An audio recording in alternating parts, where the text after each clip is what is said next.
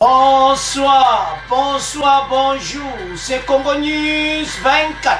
Bande Konanga, comme toujours avant de commencer notre émission, nous disons merci à Dieu. Nous disons merci à nos chers abonnés et téléspectateurs qui nous suivent partout dans le monde et en RDC. Bande Konanga, soyez les bienvenus. À la une, chers téléspectateurs, on va commencer cette émission Bande Konanga avec Bandeko État du Tour. Réunion du Conseil supérieur de la magistrature Bandeko, la Cour constitutionnelle dirigée par Yemoko Mutu Azaïko, na réunion le président de la Cour suprême. Alors, dans la Cour constitutionnelle, je m'excuse. Alors, le coup la magistrature Basanganaki. Alors, Tokoyoka, Oelekaki, parce que, mon état de droit pénal à moi problème, il fallait qu'on soit là. Et puis, dans la prison, et puis, on va parler encore d'un recrutement, il y a avocat. Alors, tu vas développer une émission là-dessus. Quand on a point bandeko avec arrivé à chef de l'État, Kananga, et pas où après que le travaux, makambo to atikaki, ndeni makamango ya atikaki za kwa avancer. Alors, le président de la République est attendu ce samedi 10 septembre à Kananga. Deuxième point, chers téléspectateurs, confirmé. 6 mois bandeko pour chasser l'armée rwandaise, M23, ADF, les groupes armés à l'Est, par la force régionale. Maintenant, tu es tiré na bango, tu discuter ango, balobi 6 mois. Ceux qui va sur la demande, ils va renouveler. Alors, tous à la connecter, peut-être développer mon émission là-dessus. Troisième point, chers téléspectateurs. Lisanga Bonganga de Lamuka, Oyuboy bras droit ya Martin Fayulu, bientôt aux arrêts de co-arrestation pour offense au chef de l'État et propagation de faux bruits. Alors, bande koza somo, a convoqué na parquet à Matiti, déjà du lettre à procureur. Alors, tous à la connecter, peut-être développer mon émission là-dessus. Alors, chers téléspectateurs, émission Napsi Bandi. Yev Sande Konyon, c'était temps où Koki Oto Sangana ensemble, tout autour de la Congo News 24, pour na Masolo Labiso, Oyo, ya République démocratique du Congo. Bandeko, na premier point, Togo division en deux parties. Togo Bana d'abord, l'arrivée du chef de l'État Kananga. Et puis, Togo Yana réunion. Oye salamaki na cour constitutionnelle sur l'état des droits. Parce que toujours critiqué justice, makamwe bele beneza ko marchete, alors tokoyoka. Ndeni makamwe likaki na cour constitutionnelle. Alors, tokene directement à Kananga. Pourquoi le chef de l'État est attendu à Kananga? Bandeko, fati so le bili kamna ye. Akosa. Ay, atika ki ba travaux. Boyebi oye salamaka.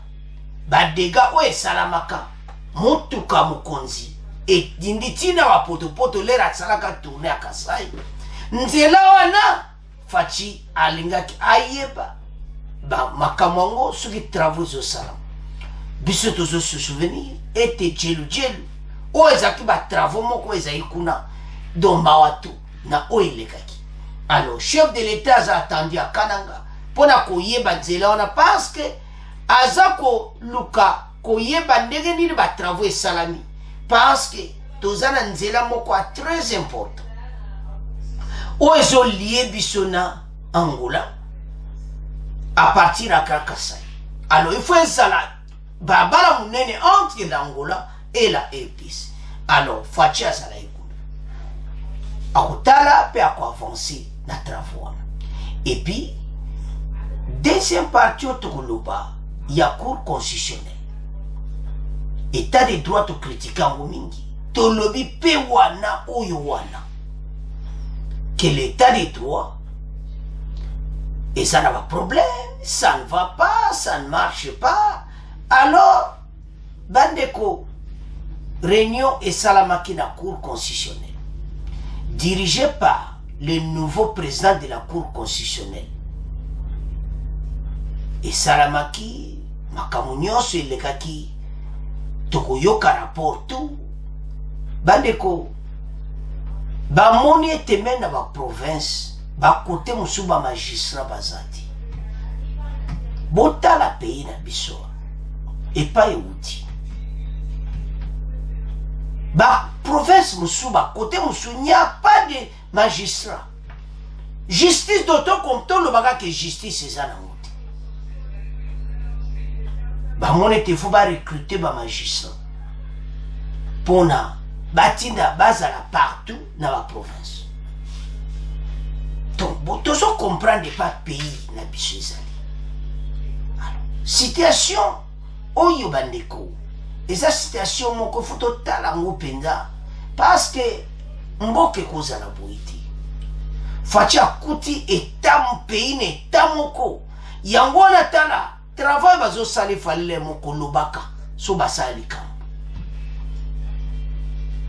Alors et puis baconstate ke na baprison bande boyebi ke baprison na biso la majorité depuis l'état colonial il fallait babakisa quand même bakomisa ngo monene bamoni ke na kati ya baprison bato ça ne va pas. Faut kobimisa bato mosusu wana dégorgement makambo ebele esala. Alors yango ezalaki na réunion oyo basalaki mboka ewuti na niveau moko eza mawa. Donc soko otali bapays mosusu kaka africain to compare ka biso na biso au moins que bapays africain okati même na ngambo ya Brazzaville même la République populaire du Congo état pendia oyo ka avocat baza na province nyonso magistrat bazali cour ezali ya kosamisa bato. Biso toza na retard makambo ebele. Dans ces grands pays, la République démocratique du Congo, on a makambo a nyonso. Gouvernement et l'équipe pendant les 20 ans, en tout cas, l'équipe va au monde à kama bendege mokoza mboka lobaki, mboka si ekufa. Baende babongisa mboka. Eta we bakuti na justice mawa. Facha essayer l'état des droits ya nango, bande ko eza facilité. Na mboka o corruption za makasi. Bazana défi. Facha avait très bien commencé. Mais boyebi kati. Tant que bantourage batona nyonso zana bango. Teba kenge ezala pena matata pourquoi? Il était avec FCC cash bandiko. Bango na FCC sikoyo. Pour travailler ensemble pour la décision mosusu. Mon place état de droit problème banaki. Bango balinga te état de droit oyo avancé. FCC ba échoué bon monde yo balinga présent fatia reçu. Yango place état de droit et comment qui bandaki ba problème bandaki wana. Menace parce fatia konko kanga batwana.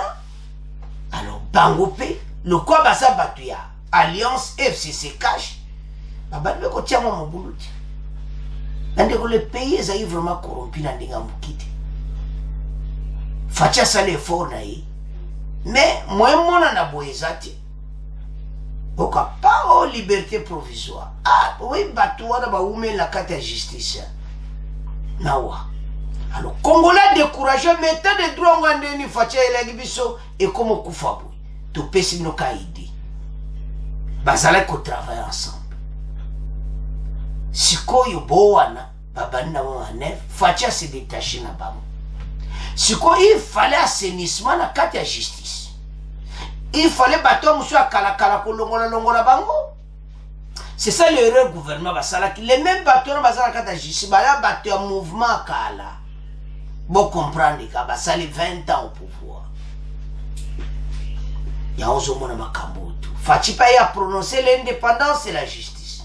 Bah on peut voir ça l'indépendamment. Voilà le problème état de droit et comme ko boité. Totanga makambango na patio fachi ki nakananga pongo to développer mission na biso. Alors état de droit, réunion du Conseil supérieur de la magistrature à la Cour constitutionnelle. Arrivé de Tshisekedi à Kananga. To banana nase, arrivé à chef de l'État à Kananga. To tanga podo me comprendre, mon bembo président de la République. Le président de la République, Félix Tshisekedi, est arrivé à Kananga, chef-lieu de la province du Kasaï central. C'est samedi 10 septembre, le chef de l'État y est rendu pour lancer les travaux de construction et de réhabilitation de la route Kananga, Kalamba Mbujima, l'un des grands projets pour désenclaver l'espace Kasaï. Le protocole d'accord entre le Bureau central de coordination et le ministère des infrastructures, des travaux publics ITTP pour la réhabilitation de cette route de plus de 200 km avait été signé le 2 août 2022 à Kinshasa. Cette route est une importance économique en ce sens qu'elle facilite les transactions commerciales entre la RDC et l'Angola via les provinces de Lunda, Nord et du Kasaï. Donc Lunda Nord côté Angola, Peda Kasaï. Bandeko Fachi akei a inauguré nzela. Parce que kuna banzele bele beba kinde turbane bandeko zomo na kara président yemota matambolaki ba projet jelujelu ba lele bambongo alors Fachi ake kolanda travail oyo. Parce que ba signé qui protocole d'accord. Alors Fachi ake ko lancer ba travaux nango sikoye banda. Nzela wana eza 200 km et ko lié mboka na biso na Angola na ba travaux.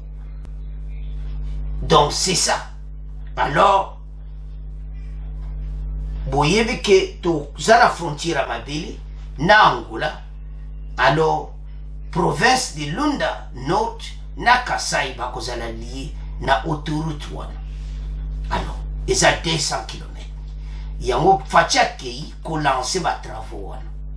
C'est pour cela qu'il est attendu à Kananga. Nassir, tu comprends? Nous sommes chef de l'État à Kananga. Si vous avez le cas, na oye pomimboka. L'état des droits. Na état des droits bandeko, ba monaki makambo ibele, prison. Makambo dans mon boulot zo kamawa na kati ya prison na biso. Ba monaki prison penado mawa. Et puis, bataille dans la province Moussus. Insuffisance, il y a des magistrats. Alors, on qui était recruter 3000 nouveaux magistrats. Le concours de recrutement des magistrats est fixé pour le 9 octobre. Bateau, il y a aussi 6 classes na droit. Tala boulot yangwana. Le 9 octobre, on va recruter. Donc, à Kinshasa, le koyebin de kono asisaki na droit na université de Kinshasa, tala musala yangwana.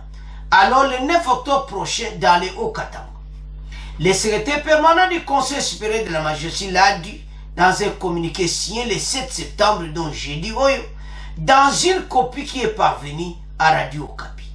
Selon ce document, le Conseil supérieur de la magistrature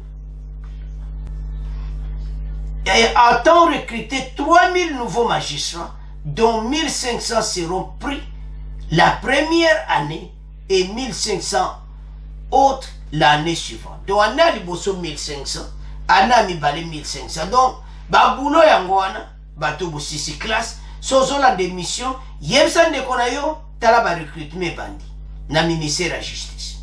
Par ailleurs, les anciens candidats qui avaient reçu au concours organisé en 2009 et qui sont sur la liste des réserves se disent être surpris du fait que le Conseil supérieur de la magistrature fait fi de leur cas. L'un d'eux, David Moukaou Kajika, estime que la priorité devrait leur être accordée avant d'organiser le recrutement de nouveaux magistrats. Na l'ère gouvernement liboso basala ka concours otala mboka na biso. Na 2009, meti le batango batsala ba concours baza ba na ba boulot te ba soyo na boulot wapi gouvernement wana botala mboka na biso alors que tozana crise ya ba magistrat botala situation oyo tozana ngo pour ezo sala mawa pe pasi bandeko Alors, situation yangoana. Botala les problèmes oyo tozanero. Alors, bande konangai.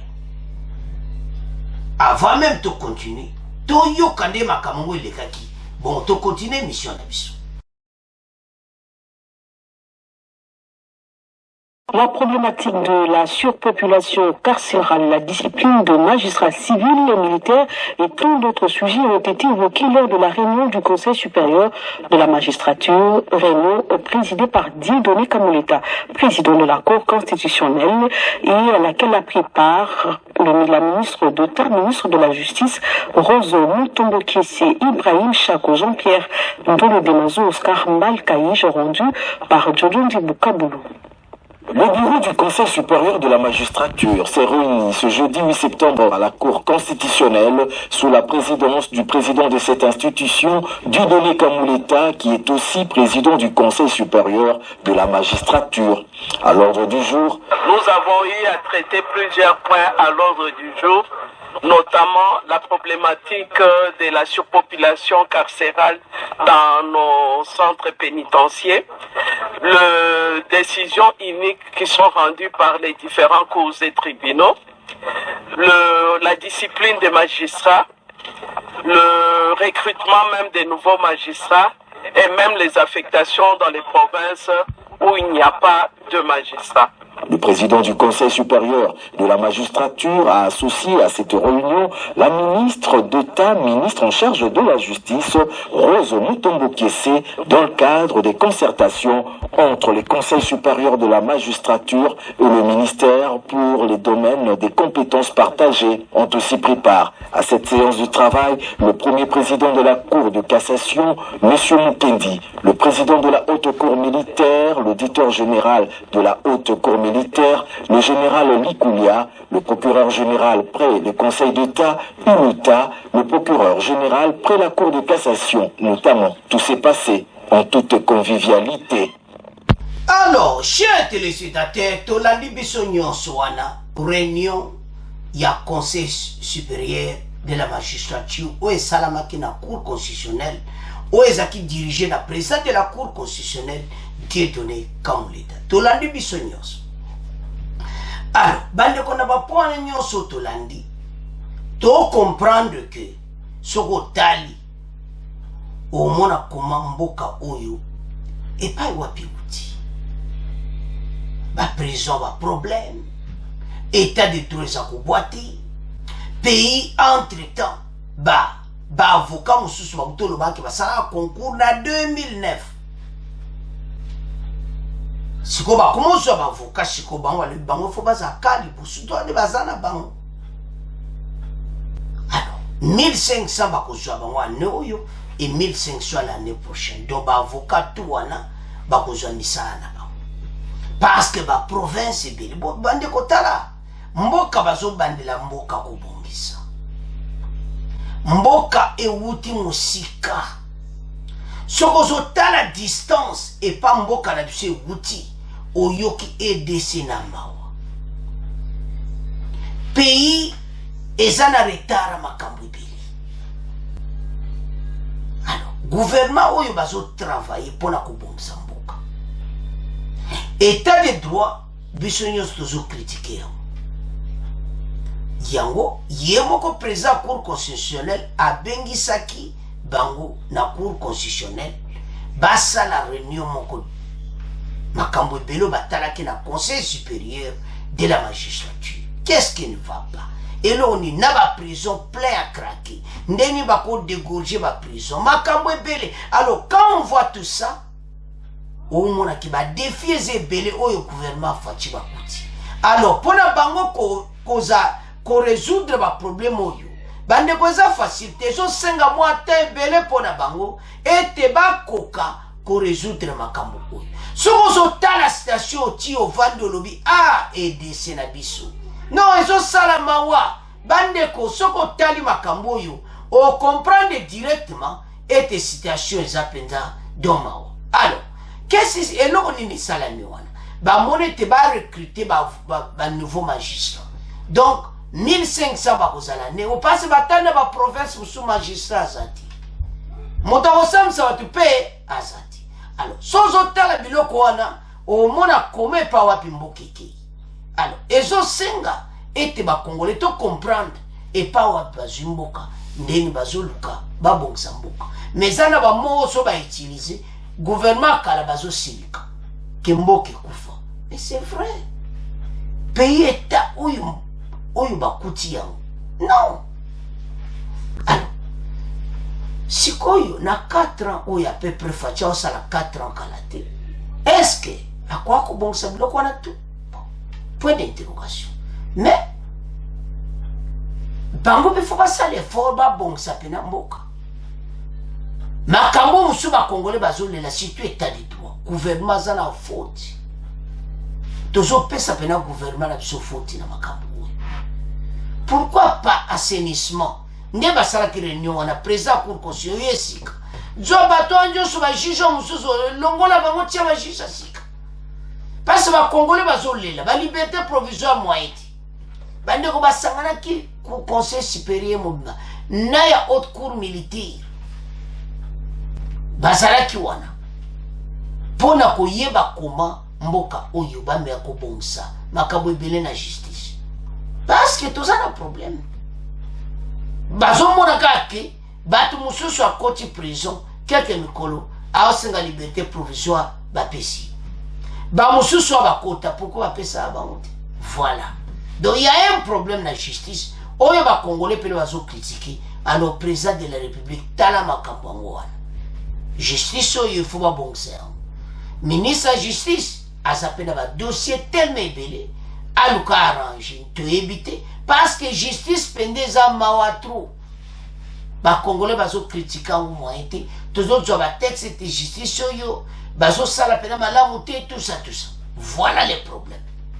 Alors botala et pas wapi ba konti ba zumboka ndeni ba okende pona ko bongisa mboka.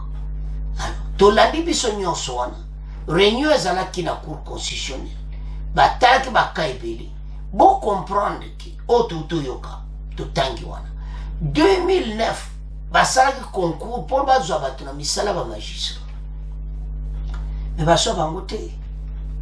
Tala na 2022 nde bato basala concours na 2019 bakomo ya me biso ndenge ni biso bozwa pe biso atosala dia bazosala scope mususu me bazwa na bato wana priorité. Voilà otu wana nini tozomone pa wapi mboka uti. Alors gouvernement siko bazosala effort mais toko critiquer ka bango pe soki baosala musala malamu te toko loba baluka babongisa justice parce que ba congolais balobi justice oyo ekomi nango pena do mawato. Wana message yokani ete nde bauto sala réunion wana baluka babongisa justice. S'il s'agit de changer ba personnel, ba changer ba ministre, ba changer parce que ba congolais bazomona ki donc bat musu ba ojo ba liberté provisoire ba musu bazana ba prison donc bazomona ki faveur eza mingi na mikonzi. Alors et comme temps oyo ba revoir ba dossier wana ezalaki réunion ya conseil supérieur magistrature pour ba meka ko recruter ba avocat ko tala ba prison tondi na ba depuis l'état colonial ba me ko bongsa makambo ebele donc justice ezala ba dossier bela ko traiter wana to tika ngona bino sikoyo akananga le chef de l'état a créé ko lancer travaux il y a 200 km route ko sangsa Lunda Nord na Angola na Kananga na Kasai balabala wana bande koza pona les affaires ba transaction commerciale et ko sala mawana fati yemwa ki ko lancer ba travaux wana ete ebanda entre Lunda Nord d'Angola na Kananga. Alors c'est pour cela que le chef de l'État est attendu à Kananga. Alors bande konanga c'est à ce point tout tiki premier point to komo kende na deuxième point bande ko to komi na deuxième point na biso oyo to bandaki na mission eleki force régionale bande ko yindi mena to yebi durée o bakosala na est ya RDC. La durée est de 6 mois.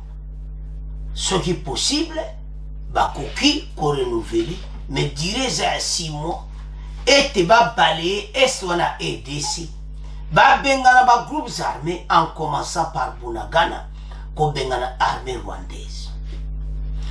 Alors bokoyoka déclaration to ko la bino vidéo bokoyoka déclaration ya clôture parce que c'était clôturé hier, c'était du 7 au 9 septembre.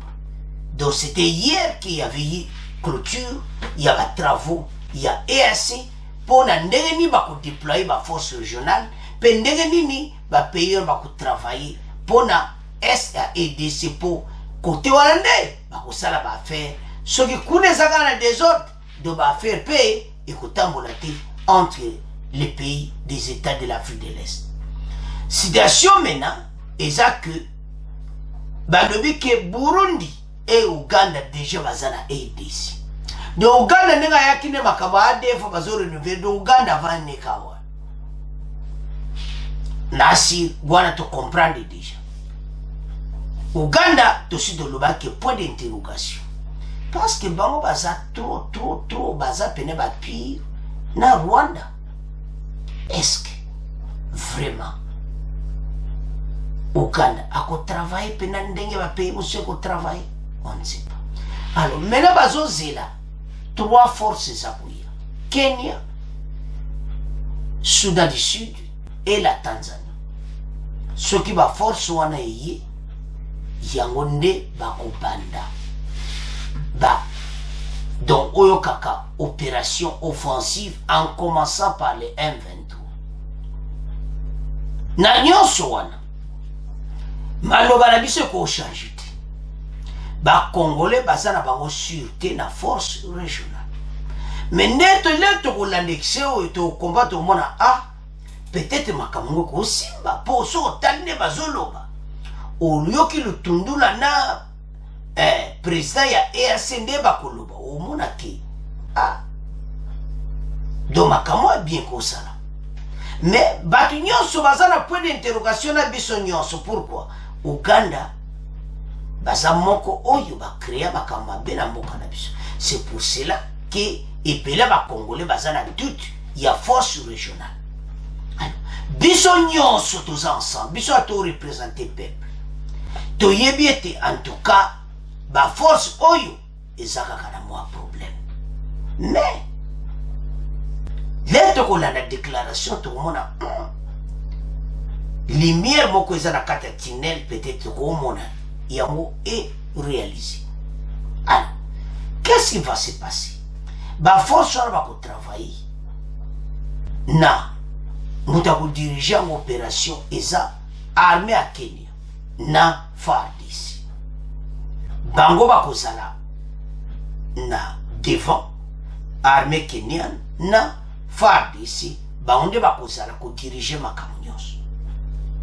Mais conseil na biso tozoloba chaque fois na FARDC te ko tala bato yo lebo travailler na bango to sepeli po mena ba congolais ba bi dire nango parce que les camions ces ana dire encore les basiens qui biso yeba qui dire te pas on n'allait pas prononcer les mêmes jours. Mais maintenant tu dois comprendre que ministre affaires étrangères à solo là qui se place à tout batuna qui question alors que opération est à 6 mois. Ça peut être renouvelé. Maintenant ils ne veulent pas dire la date de la première offensive. Pourquoi? Parce que l'armée rwandaise va y battre. Mais, ngana zomona ki bakoye bana bango. Uganda akotika na jamais ko bombe la Rwanda masolo. O bakosola. D'opération tozana problème sérieux. Parce que Uganda zana kati wana. C'est un problème. Ba Congolais nyo to débattre ngo. Ba yebite za ko attaquer armée rwandaise bazana Bunagana. Ba ko signaler bango. Voilà la situation où tozana ngona poko lelo. Donc opération oyo ezama beti. Mais tozana battement to na kati tozana mo ba doute. Ya ba Congolais bazolo baka ki opération oyo tozapela sur na ngote. mais la condition qu'il ne faut pas prouver sur le contraire. Et ça la récite moko total oyo biso sto yepe to lobby makambo pesa nini et avance. Alors bande ko totanga bongo to continuer mission na biso. Confirmer 6 mois pour chasser armée rwandaise M23 à des grosses armées à l'est de la R10. Donc, ils ont pour 6 mois. Fatia Soula Kinabango. Le Félix Tshisekedi a présidé jeudi à Kinshasa la cérémonie de signature de l'accord portant statut de la force régionale de la communauté des États de l'Afrique de l'Est. Cet événement est intervenu la veille de la fin de la réunion du 7 au 9 septembre des délégués et experts des pays membres de cette organisation sous-régionale dans le cadre des travaux de sa commission économique. Le chef de l'État s'est également entretenu avec ses experts au sujet de cette force. Il a rappelé d'abord au commandant de la force et tous ceux qui participent à cette opération les attentes du peuple de la communauté. Il a évoqué la conception des opérations. Il a rappelé également la durée qui est de 6 mois renouvelable chaque fois que les besoins exigent, a dit à Christophe Lutundola, vice-premier ministre. Président de la République paix dans 6 mois. Ba Congolais toyoka très bien. Et te bazoya, et ça pour 6 mois. Donc il faut pas balayer l'Est de la Mobimba. Donnons un exemple. Si on balaye na mois ou à septembre. Donc tout ça, tout monaki. Na septembre, donc bah février, mars déjà, masole sili. Tout comme monaki. De kuna nyonso balayer. Armée rwandaise M23 ba Pakatimbangu, ADF et Sili, groupe armé nyonso eza de sûreté, alors yango ndema solo ndengeza. Il a rappelé d'abord parce que le Burundi ndeba lobi yawa. So tali na sewana, c'est clair. Le Burundi a déjà envoyé ses troupes, l'Ouganda est déjà présent, les autres contingents sont attendus dans les mois à venir. Mais Boloba, quand? Les mois à venir, et qu'aux années octobre. Mais entre-temps, les Congolais, comme ils peuvent sur la patience. Parce que, tant que vous avez que mois à venir, toujours mon quand et Kobanda. Toujours il y a date et Kobanda.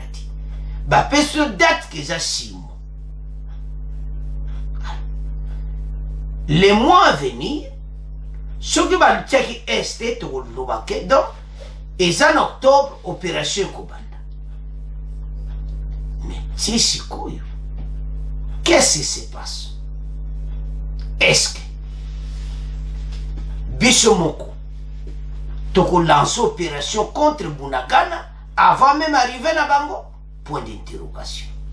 Est-ce que la force de Dieu va présent à Burundi, pour Ouganda, et c'est pas accompagner Bisso et tu attaqué directement un 23 de Mikoloyo? Point d'interrogation.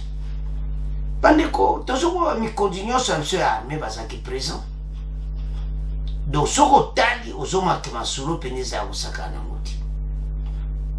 Mais, dans la réunion, il y a un chef d'état-major Moussoubayaki, mais tout le monde Célestin Balati. Azaki présenté, on ne sait pas. Mais, ministre de la Défense, Azaki présent. Tant que tu as makambo bandeko, et ça dossier moko muneni. Et ça fardeau moko bakonzi banemi. Et te laisse à aider ces à la pacifier. Ministre de la Défense Azaki présent. Bah solo là qui a très très bien. Et puis makambo tozo monaki et kozala. Réussi. Mais bah Congolais bazana besoin. Et imminent dans l'opération Banda le plus tôt possible. Parce que ça n'est toi.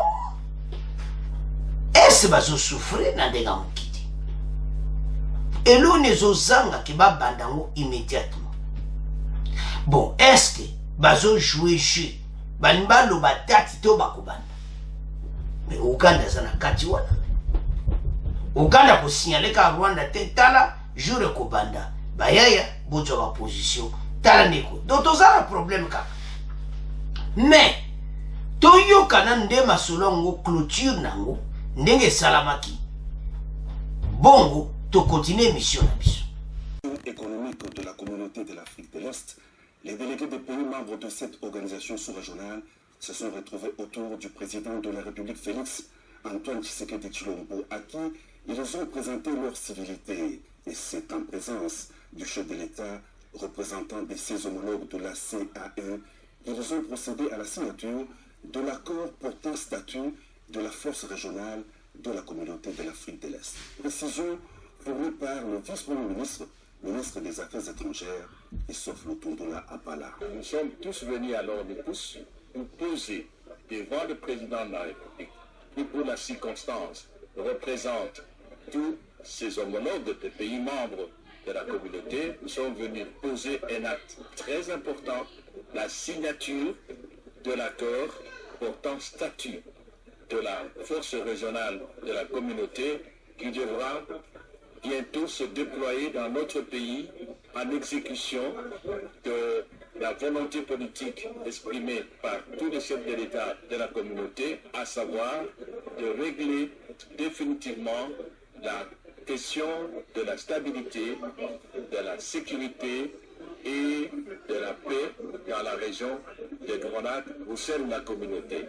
Nous avons donc ouvert la voie à cette force, à son déploiement dans les jours à venir. C'est un acte historique qui traduit la détermination de la communauté de s'impliquer dans les différends qui opposent ou qui peuvent opposer les membres, qui exprime aussi la détermination des leaders de la communauté de ne plus jamais laisser les forces négatives de groupes armés perturber la quiétude de nos populations, perturber la stabilité des institutions. Le secrétaire général de la communauté, Dr Peter Matouk, a réitéré la volonté politique des chefs d'État de la CAE pour la restauration de la paix durable et la stabilité dans l'Est de la RDC. The people of DRC need peace. Le peuple de la RDC a besoin de la paix. Et c'est la raison pour laquelle tous les pays se sont mis d'accord pour monter cette force, de telle sorte que le peuple de la RDC va vivre en paix. L'autre point important, c'est que tous les pays ont démontré leur volonté politique de se mettre ensemble et se rassurer qu'il y a la paix à l'est de la RDC et dans la région. Ouvert le mercredi, les travaux de la mission économique de la communauté de l'Afrique de l'Est se clôturent ce vendredi 9 septembre. La CAE s'assigne comme objectif notamment de promouvoir l'intégration économique, sociale et politique de l'Afrique de l'Est. Bandeko tolandi biso nyonso tolandi VPM Lutundola tolandi ba déclaration nyonso ndenge salamaki la clôture alors ici la kilobi maintenant bazozela trois forces ezala présent ezali armée à Kenya, armée à Sud-Soudan, armée à Tanzanie. Bale Ouganda et Burundi bazadia présent. Pour armée rwandaise, bango batu ba créer biso nyonso, agression et tout ça. Bango bako sangana tena makambo. Parce que quoi attaquer bango. Bango ne basana bunagana. Bandeko soto otala makambo, problème na ba congolais ani. Les problèmes congolais, c'est que tant ils ont eu là. Tout ça, déjà 3 mois maintenant, Batouana Bazaka Kanabunakana. Ba force régionale, Bakoya, les mois à venir. Mais quel mois? Est-ce que sa stratégie militaire? Point d'interrogation. Peut-être Balinko Lobati, date où il va Bakoya, mais Bayaka Mbalamo Biloko est bandit déjà. Ou bien ndengini. Alors, est-ce que FARDC nabamindu ki nyonso dia so somba bisomoto koko attaquer nan bangote to bengani batoyo na bunagana point d'interrogation. Donc ba question nyonso se pose parce que ndeto yo ki biso nyonso wana ete tolandi Lutundola ke comme temps oyo es na biso nyonso ki miekota tolandi oyo ya EAC mokonzi na bango alobi ke EDC aza na besoin ya kimia. Donc soto otala bakonzi ya EAC wana nyonso bayaki baza vraiment na volonté ya force régionale. Mais wana eza oyo balobi tozela ndi tomona acte sur le terrain. Ndeni bako poser acte na bango, ndeni bako benga na bato wana. Le problème qui est là, gouvernement na biso, il faut bazala mayele na bato oyo, surtout FARDC. Parce que na kati ya baarme nyonso wana, Kenya tozala biso na problème na Kenya ti. Tanzanie tozala biso na problème ti. Sud Soudan un peu comme ça parce que basi basala incursion kala na EDC. Uganda nde eza problème moko osakana ti. Alors, maintenant tozala besoin pour le moment bato wana bakinde. Mais totali ba message ya bandeko ebele ba sepeli mingi na coopération militaire na ba chinois kozwa ba arme na bango ba sepeli mingi na coopération na Russie kosomba ba arme pa na bango parce bandeko to komi na ta oyo foto benga na bato oyo FARDC ba bongisa biso arme très bien mboka bakuti yango na baniveau nyonso na arme justice mawa arme mawa banzela kudu travaux publics o EPTT au ministre des travaux publics banzela fatia yokuta babandi makamu nyonso. On a commencé les 100 jours bakena djibje lelo bakomi na 145 territoires donc baza kosa l'effort batonga mboka. Mais si vous Congolais, il faut comprendre pas wapi mboka euti. Pays na bise wuti na bakamumoko soko talo lobiye mboka na biso. Bande konangai mboka euti musika. Mais il est temps. Ete ba Congolais nyonso to telema. Tolo ba pona mboka. Tutika entre biso parce que ba force ezakuya. Biso nyonso to zana point d'interrogation. Mais tozo senga biso to zala pesima FARDC. To pesa FARDC. Et te bende le kwea te bokende liboso to za sima na bino. Soki bozu minduki bien avant même force wane ya ba yoka ki bosibo bengani M23 parce que souci ba Congolais même wa defo nani souci ba Congolais d'abord nan occupation ya M23 ba quitter le territoire congolais. Ko bengana bango mbango yango souci ba Congolais et pas gouvernement. Ministre, il y a défense, bah chef d'État, ma bateau va se diriger, bah ben à la banque. Alors, situation est zapenda, on a tout ça le problème.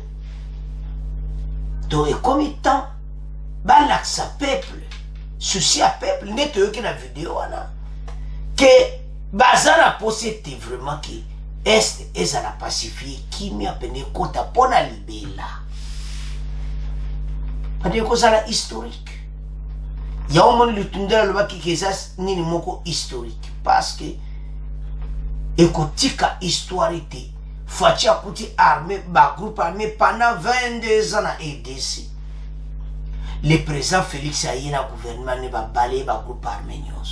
Ça reste dans l'histoire. Et puis le peuple congolais va dire qu'au bout, ça n'a président Fatiti. Mais c'est comme étant pour l'accès. Parce que pour le moment, Pelé, ça a point d'interrogation. Et surtout, Bando qui a Congo. Bando, tu rappelles, nos chefs de Bitumbo, tu as mon est. Tu as Bitumba Mibale. Tu as Banguna. Oh, Bazo Talibanda. Tu as Banguna na Katia ETC. Oh, Baza Bande Konabisomoko. Oh, Moussou Baza infiltré. Balingi Mboko e Bongati. Balingi Mboko e avancé. Mais ba konza mboka bosala bopenga na batu wana ba umelia 3 mois c'est trop. Ceux qui va fort de journée zo attend ba konza mboka bozo ba arma ba chinois ba arma ba russe bopenga na biso batu. C'est ça volonté ba congolais mokolango ba condition bolande mission mokolo so bopenga ni batu oyo bokomona bakongole baokota na nzela esengo ke Bunagana eza libéré. Pour le moment le pays est occupé na parti wana. Ba village mususu ozomona bato baza kodenda na ba village na biso. Baza kopie ba richesse na biso, c'est ça leur mission. Ba yiba nyonso bakene nango. Mais ba yeba ete. Et desi baso tala bino. O nyonso bo sala toza sima wana. Bandeko ba force régionale ba lobi ba ko sala 6 mois. Soki ba komi bango nyonso. Mais 3 forces baso zela bambaya bon opération banda. Donc après 6 mois ba quitter le territoire congolais. Toujours senga na FARDC ba se préparer armée. To limite 6 mois les gato mona bato na kata territoire na biso. Opération conjointe na armée ougandese ADF ti le lozo silati bazawana. Zamona mais to lingini makamoni ko sala meza na ndenge wana. Ezala pam 6 mois de bokate ki masole sili. Bango bakangi bisaka bakei. Mboka na biso to bloquer ba frontière na biso. To komi na armée moko makasi. To soba arma makasi na ba russe na ba chinois. To vendre ces FARDC. Masole vandi. Frontière eza limitée. To bloquer ba frontière. Ba tout bazali sujouté. Parce que to sa trahi na occidentaux. Ba trahi biso na ndenga mokita bandeko. Tala documentaire mo zo le kana France 24 p. Bandeko to na tala mo na Centrafrique. Ba russe wa komo kenga la kudina président ba. Ba russe ba koti na Centrafrique na ndenge ya mokiti. Bazo tia kimia partout ba rebelle bazo ba bungi nzela.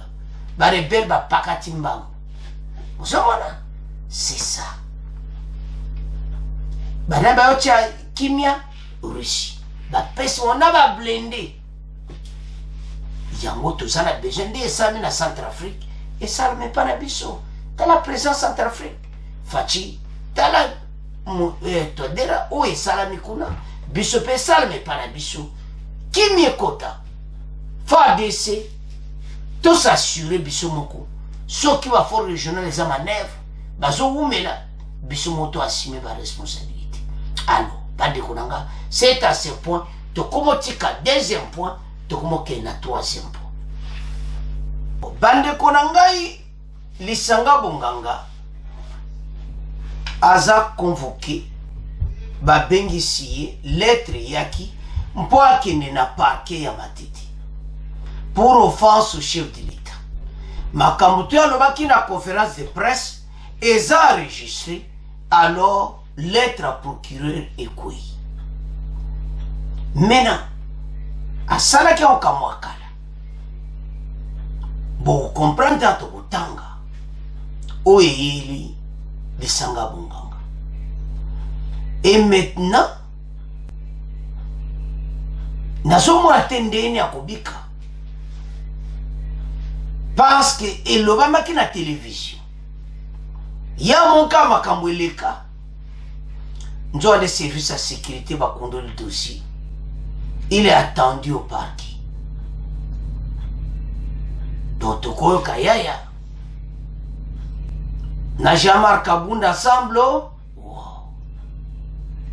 Donc, ma comme ça, lobby exactement de Kabunda, loba qui donne marathon. A lobby que chef batos na EDC, tous on a 3 présidents. Moko. Adjouakabe instruction et pas ya ex-président Kabila. Mosusu abimaki batieyete. Mosusu abimaki te baponiye. Mosusu yadjouakaba décision na kingankati. Donc c'est-à-dire chef de l'État n'a décision te. Au moins place ba mensonge, place bateau yo ba kenne na prison. Ezamawa pour prononcer de tels discours. Le problème ba autour na point d'interrogation kalana ba yo landele lelo. Justice na biso. Mawa. Aloba ya okala. et maintenant bayekolandela alors totanga toyeba masolo nde ekendeki pour de continuer mission na biso. Bientôt arrestation de Lisanga Bonganga pour offense au chef de l'État. Des poursuites déclenchées contre Lisanga Bonganga pour offense au chef de l'État et propagation de faux bruits. Le procureur général près de la cour d'appel de Kinshasa Matete a décidé d'engager des poursuites contre Jean-Pierre Lisanga Bonganga, président du parti Convention chrétienne pour la démocratie. Une requête de fixation des dates d'audience signée le 7 septembre 2022 a été adressée au président du tribunal de paix de Lemba.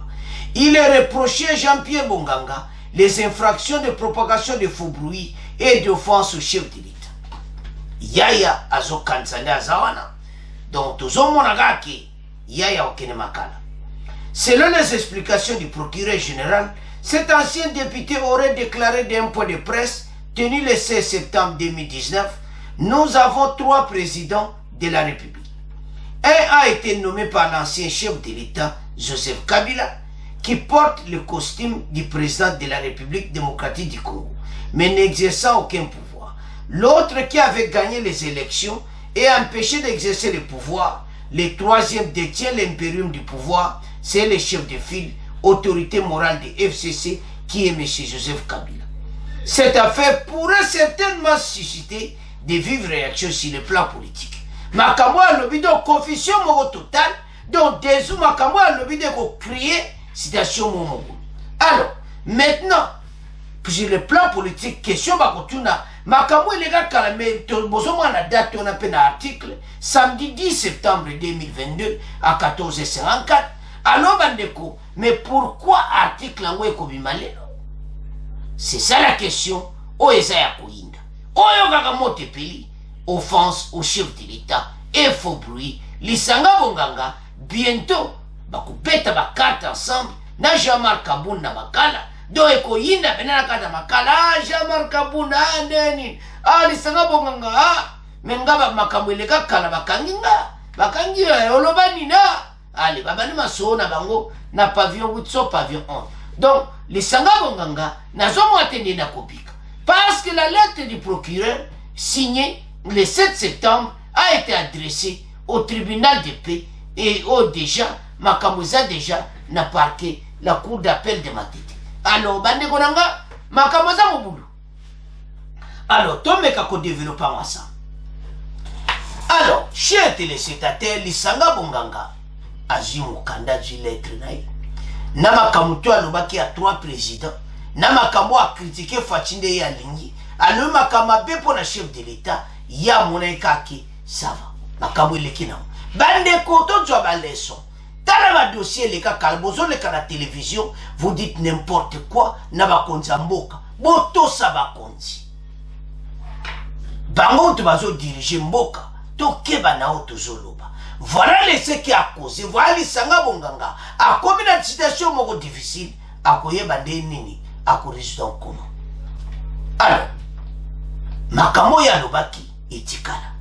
Maintenant, à mon kaka samedi, lettre kouya. Ata la date à lettre, le 7 septembre 2022, procureur général, lettre kouya.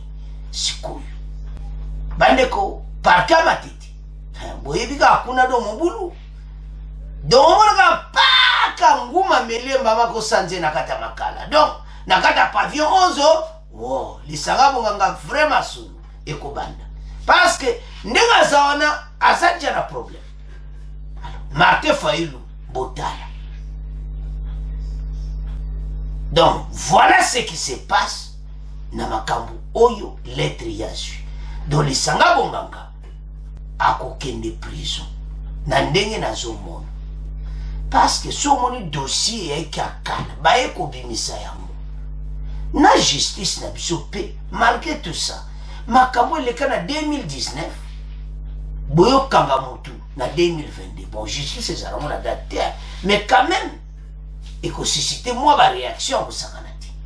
Alors, situation denge zawana, a ju lettre naï, maintenant, akozala. Bon, pese date naï akosamba. Na parquet ya Matete. tribunal de paix de Lemba et pas wapi lettre komamaki donc bandeko makambo ezozalaka mobulu parce que makambo ya lobi eza tia mabe et ça dit insulte au chef de l'état benjir hein koloba chef de l'état jusqu'à ce point aola ta costé mais makambo azoloba donc ezosala na mawa c'est ça la liberté d'expression de discuter. Est-ce que où est la liberté d'expression? Non. Où est la benjure des insultes au chef de l'État? Alors, batuyo, babana makambo banda kala, mena bagomona makambo na ba. Tala bandeko, justice la kanga abatu. Et ça c'est le chef de l'État mutatini bo kangaye. Baba sa musana bango. Bakute na infraction bakangi yo. Et ça le chef de l'État mutatini bakanga te. Baba sa musana ba.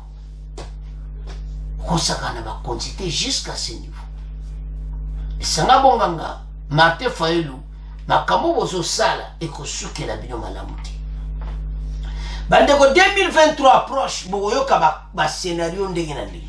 Donc oyo ka pani kambo. Ozomona tande bango esi ba montaki scénario ya ba député. To boyite ba député na ba mwaka ba mbongo.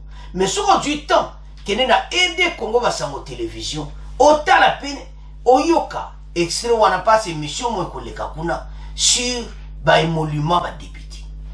Mais tozo kende wapi bandeko botala dossier oyo.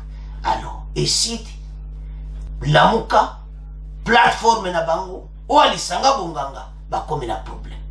Donc yaya kalate donc la lettre c'est quoi a commencé la date comparution to kopesa suite ndenge ni na ke kosamba na matete to éviter mais na so monate passe c'est la même chose à Jean-Marc Kabound alors makamoko mabe donc to monaki yaya makale ko yambai alors bande ko botala lamuka est-ce que liberté d'expression fatia memela biso yango yonde bande ko botala mboka na biso to yeba auto ko koloba. Ce que le problème est que Baokange a sa preuve ya makambo ya lobi. Que tu as 3 présidents na EDC. Ce qui a approuvé 3 présidents. Alors, Nzela Selembao et Koyamba Yaya. Alors, c'est à ce point bandeko. Tout comme na fait mission na biso. Bon, continuez à s'abonner massivement. Bon, partager. Au revoir. À la prochaine.